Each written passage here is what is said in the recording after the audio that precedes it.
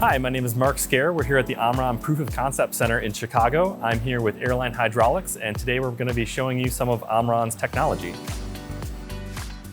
So this is our i4H heavy-duty SCARA robot. We also have our i4L light-duty. The i4H has a 15 kilogram payload and comes in 650, 750, and 850 millimeter reaches. It's available in both the standard and inverted configurations, and it also has options for IP65 and cleanroom ESD configurations. Here I'm just gonna start our demo. And we're just doing a simple pick and place here out of our parts feeder onto the conveyor belt.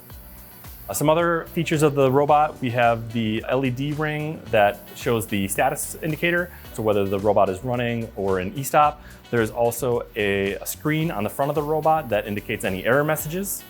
And there are pass-throughs for I/O, for air, and also for EtherCAT from the base of the robot up to the quill. Thank you for visiting with us today. I hope you learned a lot.